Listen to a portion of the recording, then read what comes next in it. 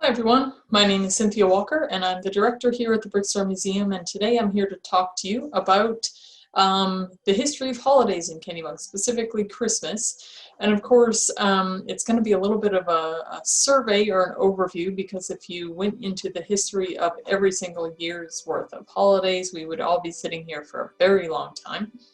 But at the end, we're going to be talking about ways that you can share your memories with us, and I hope that you will. So to get started, I'm going to share my screen if I can figure out how to do it.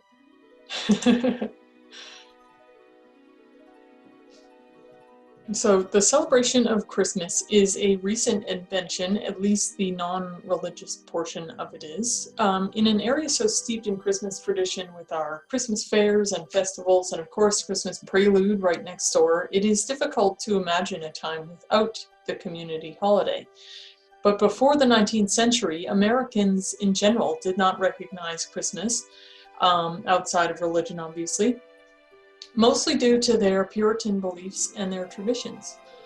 Like many things we take for granted today, like absentee voting and ground coffee, and perhaps most importantly, civil debates about equity, we have the Civil War to thank for generating the first image of Santa Claus that we all know. This image on your screen, drawn by cartoonist Thomas Nast, was first drawn in January 1863 for a magazine called Harper's Weekly. I highlight this image because as we look at historical Christmas past, you will start to realize how many of our traditions are directly tied to the Victorian era, and Christmas itself is society's way of reminding us of that past. Let's take a look at how the holidays developed here in Maine. As I alluded to before, there's two real topics. The community holiday of Christmas, with Christmas trees and Santa and festivals, and then there's the religious traditions in our state, including Catholic, Protestant, Jewish, and others. Today we're going to be focused on the 19th century beginnings of the community portion of the holiday. We'll be doing a follow-up to this program to discuss the variety of religious histories here in southern Maine, which is very important. Additionally, I want to invite you to take part in our holiday candlelight stroll coming up on December 19th and 30th. It's a dual virtual program. You can choose both or one, which focus on the lives of immigrants to the Kennebunk area at the turn of the 20th century, and each reenactor tells you a little bit about the culture coming into Kennebunk at that point. So you can sign up and learn more about those two programs by visiting the museum's website, of course, at www.brickstoremuseum.org. All right, let's dive in. Here's a view of Edward Bourne's personal diary from 1843. Edward lived here in Kennebunk and he worked as a lawyer. I know it's hard to see, but if you look at the right-hand page, December 25th is about halfway down. Let's see if I can point it out. Yep, so the 25th is here. The only thing he's written about his day is at office. He would have noted if it was a holiday, if there was one. In fact, take a look at the left-hand side of the page where on December 7th, you can see he wrote they celebrated Thanksgiving. 1843, I should note, was also a time when Thanksgiving was not a assigned holiday, so it kind of wandered around the calendar. So again, 1843, December 25th, Edward and the multitudes of other folk living in southern Maine and across the nation were not doing anything but going to work.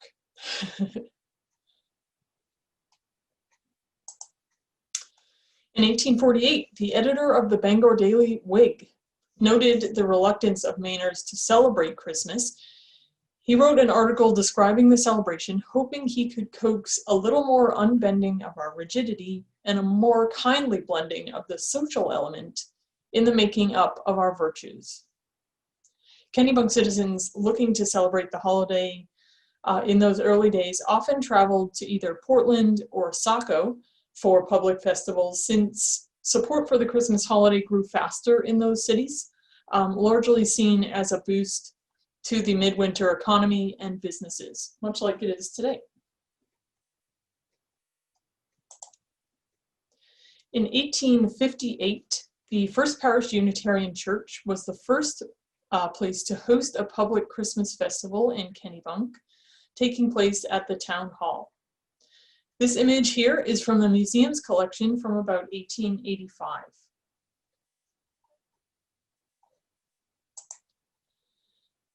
The image at the top of this page is a diary entry from William Perkins of Kennebunkport in 1866, and it shows how Christmas starts to show up in the mainstream. So if you can read his handwriting, it's a bit difficult. I'm going to try, but I'm sure I'll pause. It says, "Pleasant, all hands to the vestry in the evening for Christmas supper. Spent the evening at Captain Brown's." The interesting thing is, in 1861, 15 states had decreed Christmas as a state holiday, thus assigning December 25th as Christmas Day. Maine was not one of those states. Previously, the celebration was often on St. Nicholas Day, which is December 6th. And by 1865, more than half of Kennebunk citizens attended a Christmas festival in town. Andrew Walker, who was a diarist, he was the town clerk for quite a while here in Kennebunk, and in his diary, he determined that more than half the folks attend festivals more than they attended church. I think that can be true for most of us, even in this day and age. 10 years after most states accepted the holiday, Maine installed December 25th as Christmas in 1871, and schools and public offices were closed for that day. 1 year later, in 1872, schools closed for the week during the Christmas holiday for the first time, and banks also began to close for that holiday. By 1873, Santa Claus himself appeared in Kennebunk, or at least one of his representatives. John Clement Lord, he was a Civil War veteran. Here's a photo of him here. He dressed up as Santa Claus at the Unitarian Church Christmas Festival, beginning in 1873 and continuing for many years after that. Christmas festivals in Kennebunk were hosted by each church in town and featured food made by church members. There was music, there was dancing, and gift giving to the children of each church. Food included items like multiple turkeys, beef, tongue, hams, coffee, tea, bread, butter, and a large variety of cakes and tarts, apples, and what someone wrote in their diary as a host of small luxuries. By December 1885, there were more Christmas presents sold in Kennebunk than any other previous year. So, you can see that it's starting to really kick up right around the 1880s. The interesting thing here is that Victorian society paid close attention to moral lessons. And you can see that example in, for instance, the book A Christmas Carol. By giving the right gift, a person may have been able to teach a valuable lesson. So that's how people chose gifts in the 1880s. A popular holiday story at the time featured a family given a sturdy red geranium for a present. This inspired family members to wash the windows to give the plant sunshine. Their sparkling windows, in comparison to the rest of the house, inspired them to then scrub the floors, and soon the family became neat, painstaking, and prosperous. So that's just one of the moral lessons that folks thought that they could teach by giving gifts.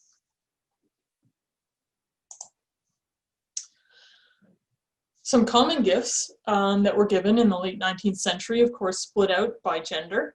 It is the 19th century after all. For women, things like doilies, silver tea bowls, photo frames, dressing table mirrors, fans, or jewelry, of course. For men, there were cigars, cigarette cases, scarves, umbrellas, or a carriage whip, and never jewelry.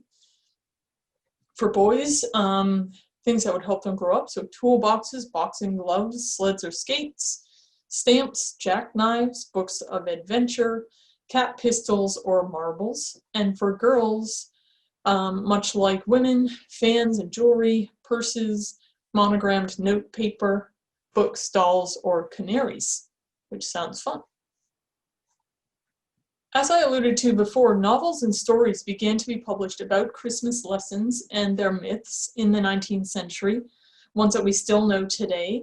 In 1820, something called Old Christmas was written by Washington Irving.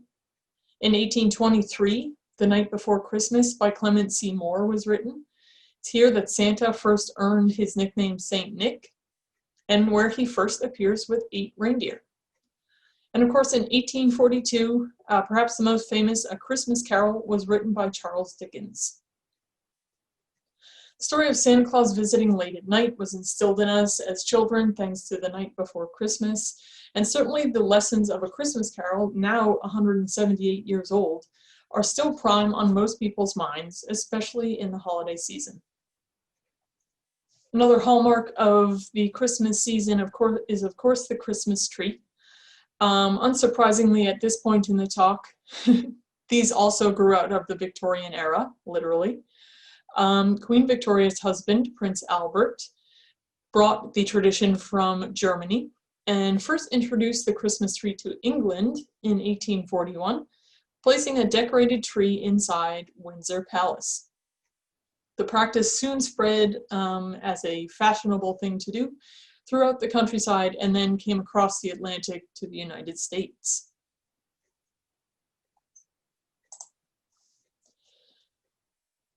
In Kennebunk in 1854, so that's 13 years after Prince Albert placed one in Windsor Palace, Captain Nathaniel Lord Thompson, who his portrait that sits in the museum is sitting to the left on this screen.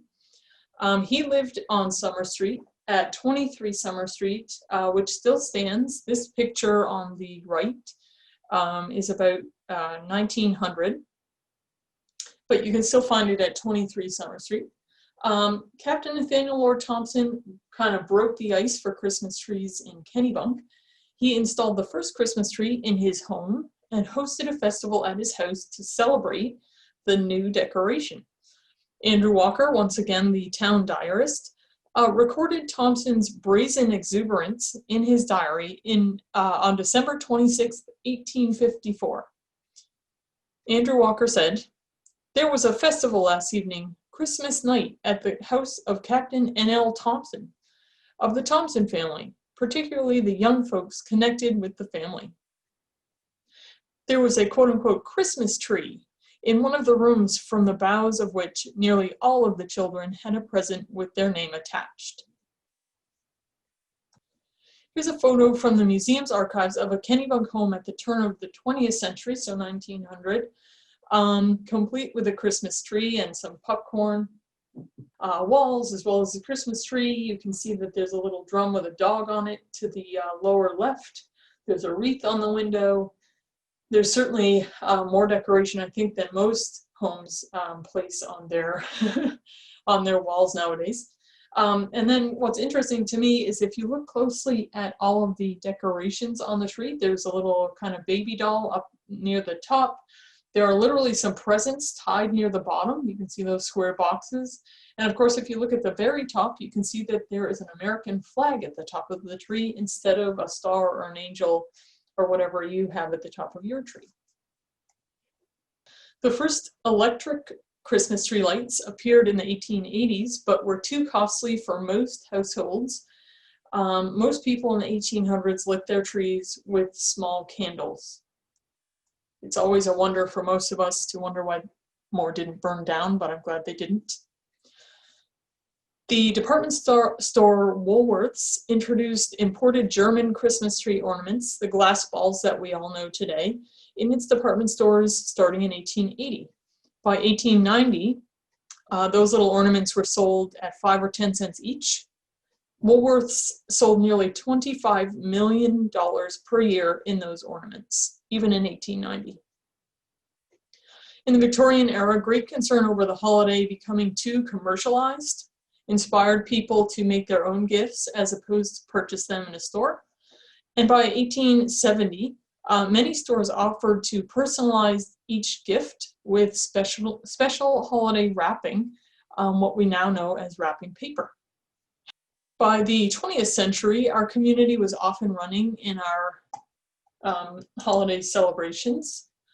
Here are two diary entries, 9 years apart, by Kennebunk citizen Mary Varney. On the left is 1920, and on the right is 1929. I will attempt to read her handwriting for those that can't read it. We're going to start with, on the left, Saturday, December 25th, 1920. She says it's 18 degrees out, fair weather, beautiful day, but very, I think it says sharp. Mother and I went downtown to see the community Christmas tree singing at 5 p.m. So even then in 1920, there was a community Christmas tree, there was caroling, and everything else in between. So now we skip over to 1929, so 9 years later, certainly in a year that was not the greatest. Wednesday, December 25th, 1929. It was 10 degrees out, still fair weather. She says, most beautiful day, 30 degrees at 4 p.m. Fred arrived from Pinehurst at 11. We had for dinner roast turkey, dressing, onions, potatoes, squash, celery, cranberry sauce, squash pie, mince pie, and Old English plum pudding with whipped cream, candy, nuts, figs, and coffee. Mr. Heller called in the afternoon and brought me a gift from Mabel. We had a very delightful day. The museum is always looking for artifacts and archives that relate to the culture of the Kennebunks. We are especially focused on collecting more about the 20th century. So if you have something that can speak to modern experiences here, please contact us at info@brickstarmuseum.org. Sending Christmas cards to our friends and family is such an accepted part of our holiday tradition that it's difficult to think that the popular way of exchanging Christmas cards only began at the turn of the 20th century. However, glad tidings and best wishes for a new year can be traced back to other civilizations long before the celebration of the first Christmas. As early as 6 AD, it was the custom of Egypt to include written messages with the exchange of New Year's gifts. In 2 AD, Romans minted medals wishing a happy, prosperous new year to the leader of their country. This New Year's tradition revolved around the pagan rite of celebrating the winter solstice, when the exchange of tokens or charms were offered in the hope of bringing good luck in the new year. I think we could all use a little bit of that after 2020. In Britain, specially designed New Year's cards began to appear after 1738. In America, it was Boston lithographer Louis Prang that is credited for creating the American Christmas card. On the screen here is one of his designs. And though printed cards had become popular in England 30 years before, during Christmas, puritanical resistance, again, to a celebratory Christmas in America slowed that trend. However, by 1874, Prang printed and sold his cards to the American market. He produced 5 million cards annually. After his introduction, the market was flooded with penny postcards from Germany, and their widespread use established the card-sending tradition. American greeting cards and the market there flourished in the 1910s, since World War I stemmed the flow of German-made cards to the United States. During World War II, Uncle Sam and American flags became popular design motifs, and by the 1930s, when photography came to be popular, the practice of sending a family photo inside the Christmas card began. One fun thing that I always like to end with, our museum founder, Edith Barry, was a trained artist and created her own Christmas cards each year. Here are 3 examples of items that she created. So the 2 on the edges, you can see are a little more mythical. So we have an elf wishing Christmas cheer. That one always seems a little sad to me. On the right-hand side, there's a New Year's card from 1924 with a Pegasus flying through the clouds. And then sometimes she would alter those and do kind of real life cards, pen and ink sketch of either where she lived or things that she saw during her travels. So this one says Christmas and New Year greetings from Edith Barry. This is a New York City street on 66th Street, East 66th Street, where she lived and had her studio for quite a few years. So those are kind of fun ones that she has. We have a whole collection here at the museum if you're ever interested in looking at them. And that brings me to my last slide. I wanted to introduce our holiday memory share. So it's just like a cookie swap, but for stories. I will note that the two images that I placed here, the top image is, again, Edith Barry, our museum founder. In 1912, she was traveling with her family, pictured there, in Egypt and Algeria at the time of Christmas. So this is them in Algeria on December 25th, 1912. Edith is to the far left. Her brother Charles is standing there kind of grimacing at the Christmas tree, I think. And then her parents, Charles and Ida, are standing on the other side of their makeshift tree. And then below the picture is the Kesslin shoe factory in the 1940s. You can see they have a Christmas tree up. That's all of their employees at a Christmas party that they threw.